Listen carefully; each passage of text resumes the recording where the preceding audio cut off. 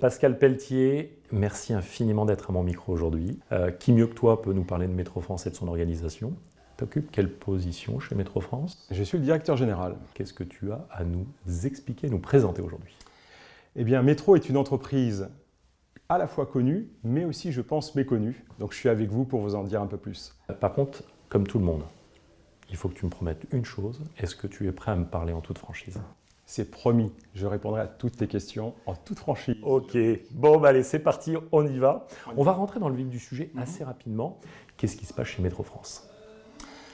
Alors, un événement majeur, notre première plateforme 100% dédiée à la livraison. Métro France, on est très connu pour avoir des points de vente physiques, ce qu'on appelle les halles métro, partout en France. Notre spécificité, c'est qu'on a des halles avec environ 25 000 références, en alimentaire, en non alimentaire, et c'est déjà l'offre la plus large du marché. Vous êtes connu, Métro, pour ce qu'on appelle, nous, dans notre jargon, le cash and carry. Alors historiquement, effectivement, on parle du cash and carry. Pourquoi? Parce que quand Métro a été créé en 1971 en France, donc c'était des points de vente physiques, des magasins, et on disait cash and carry parce que nos clients venaient payer cash. Et carry prenait la marchandise avec eux. Donc depuis, on a bien sûr beaucoup évolué. On est devenu ce qu'on appelle aujourd'hui une entreprise omnicanal. C'est-à-dire qu'on a à la fois les points de vente physiques, 99 halles. On a aussi une activité de livraison, où là, on est sur 8000 références, cœur de marché. Et on a aussi une activité digitale à travers la marketplace.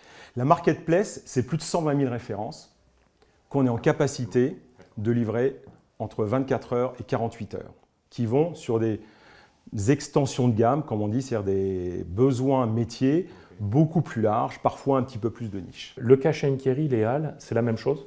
Exactement, avec une différence quand même par rapport au supermarché, c'est qu'on a essentiellement, nous, ce qu'on appelle de la vente assistée. C'est-à-dire que dans une halle métro, tu as entre 50 et 200 collaborateurs qui connaissent les métiers des clients. Ils sont en capacité aussi de les conseiller. Donc, ce n'est pas du libre service, j'ai uniquement ma liste et je pique.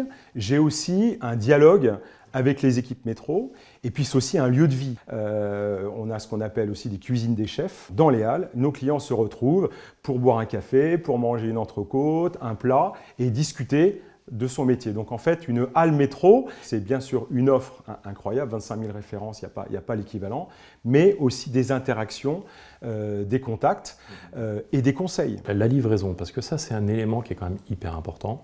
Qu'est-ce que les personnes qui nous écoutent ont besoin de comprendre dans l'évolution de Métro sur la livraison?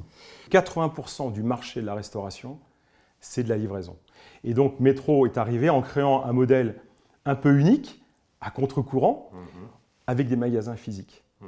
Et puis à un moment donné, on s'est rendu compte qu'on a besoin d'une offre de livraison en complément. C'est-à-dire qu'on a nos halles avec la partie où les clients viennent faire leurs achats eux-mêmes, et on a une zone logistique accolée à nos halles où on fait ce qu'on appelle la préparation de commandes. Pour préparer les commandes en livraison et les acheminer vers les établissements qui ont commandé en format livraison. Exactement. C'est ça. Donc ça, c'est le modèle actuel. Et comme notre livraison a beaucoup de succès, je te disais que dans les petits secrets que tu souhaitais savoir, à la mi-mars, on va effectivement ouvrir une plateforme 100% dédiée à la livraison, 14 000 m², en tri-température, avec des stocks, des équipes dédiées, des quais de départ, pour effectivement livrer le Grand Paris, puisque cette plateforme va ouvrir à Savigny-le-Temple, dans le sud de Paris. Donc cette plateforme va être dédiée totalement à la livraison. En fait, vous êtes un peu en phase test, vous êtes en bêta-test pour lancer cette offre de livraison sur une couverture plutôt Paris-Île-de-France, avant de pouvoir le propager et de le mettre en place en France. Il y a un tel succès, on se développe tellement qu'aujourd'hui, il faut qu'on dédie effectivement une plateforme à 100%, qui ne viendra pas se substituer à tout notre réseau, qui va venir en relais. Et donc, comme tu le dis, Savigny, ça va être une version bêta. Alors, c'est quand même 14 000 m². Oui, donc on est dans Ce sera 1000 livraisons par jour. On est dans un beau bêta, là. Donc, ça va être un beau bêta. La livraison, c'est un autre métier. On le pratique depuis 6-7 ans déjà grâce à notre réseau de halles. Maintenant, on passe à une autre échelle. Aujourd'hui, vous avez une sélection de bon nombre de produits. J'imagine que la sélection, les achats, le sourcing Il ne doit pas être simple, mais il est au cœur de votre stratégie et au cœur de votre succès. Absolument. Tu sais, au dernier CIRA, je déjeunais avec Georges Blanc. Ouais. Georges Blanc. C'est quand même 3 étoiles Michelin depuis 1981. Donc aujourd'hui, c'est celui qui a le plus d'ancienneté. Et il me disait, tu sais Pascal, ce que vous êtes métro? Il me dit... Là, tu t'es dit, oula, qu'est-ce qui va se passer? Il va m'annoncer quoi? Il me dit, vous êtes des sélectionneurs de bons produits. Donc effectivement, moi je suis très fier des équipes de Métro France qui sont des sourceurs, des sélectionneurs. Et ça se fait à la fois au niveau central, national, comme on dit, mais aussi au niveau local. Parce que ça, c'est aussi une spécificité qu'on a par rapport à nos concurrents. C'est que comme on a 99 halles sur tous les territoires, eux-mêmes ont la mission, le mandat d'aller visiter des exploitations locales, des maraîchers, des éleveurs, des petites PME, TPE, qui nous permet d'avoir un assortiment très très fin et de très grande qualité aussi au niveau local. Qui dit bon produit dit aussi un bon prix. Ma politique prix, c'est juste et stable toute l'année, avec 2 éléments. Des produits sur ce qu'on appelle les produits cœur d'assiette, sur lequel là on est vraiment, je dirais, dans le cadre du légal, mais vraiment à la planche. C'est quoi un cœur d'assiette, Pascal? Un exemple de cœur d'assiette? Mais ça peut être un poisson pour quelqu'un qui aura une brasserie qui fera plutôt des poissons. Ça peut être de l'huile, parce que l'huile, tout le monde en a besoin. Ça peut être des œufs. C'est des produits, je dirais, relativement basiques qu'on trouve partout. Okay. Le deuxième élément, c'est une politique qui est acheter plus, payer moins. Et ça, c'est valable toute l'année. C'est-à-dire qu'on a des produits, si tu achètes une bouteille d'huile, 6 ou 12, eh ben, tu as un dégressif.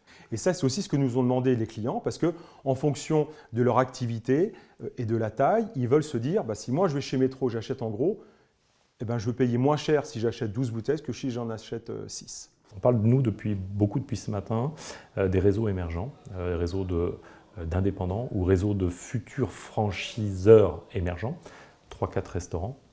Est-ce que vous avez un service dédié, des personnes dédiées, une task force dédiée pour aller écouter et pour aller chercher ses clients? On a créé une équipe d'à peu près 40 personnes qui sont des comptes clés soit territoriaux à l'échelle d'une grande métropole, soit régionaux, soit nationaux. Mais tu sais aussi, et souvent sur ces nouveaux concepts, ils sont intéressés par l'équipement et on est en capacité effectivement de créer des cuisines de A à Z. Tu me devances un peu là, c'est la question qui suit. Pardon. Ah là là, je l'ai vu venir celle-là, je me suis dit, il va m'emmener sur le terrain. Vous faites du plan, vous faites de la fourniture de matériel, de cuisine, vous faites de l'installation, vous faites un métier de cuisiniste en quelque sorte, dans un sujet intégré. Vous faites potentiellement de la formation, du coaching, du conseil, vous faites plein de choses. Tu viens d'aborder une large palette. Après, on travaille en partenariat avec des architectes, avec des entrepreneurs de travaux. Comme autre service aussi, on a tout ce qui est autour du digital. Sur tout ce qui est site internet, caisse digitale, service de réservation ou vente à emporter à travers le digital. On a près de 40 000 restaurateurs qui ont notre offre, ce qu'on appelle Dish, qui est une offre qui permet d'avoir son site internet, d'être présent sur les réseaux sociaux pour faire de la réservation, du table booking, pour faire de la vente à emporter, pour faire de la livraison. Et ce qu'apprécient nos clients, en fait, tu me disais un peu, mais c'est quoi la spécificité de Métro un peu en début de l'interview? C'est que lorsqu'on se lance sur ce genre de produit, lorsqu'on va sur du équipement de cuisine, lorsqu'on va sur du digital, là, tu viens chez Métro, il y a des équipes Dish. Tu viens chez Métro, il y a des équipes bureau d'études. Merci, bon courage, beaucoup de succès à Métro France. C'est très gentil. Et au plaisir de te revoir. Merci. Merci Jérémy. Merci. À bientôt. Pascal. Vous likez, vous abonnez, vous partagez, vous faites ce que vous voulez, mais vous êtes fidèles et en tout cas un grand merci pour votre fidélité. À bientôt et n'hésitez pas à continuer à suivre nos formats longs sur YouTube. Bonne journée à tous.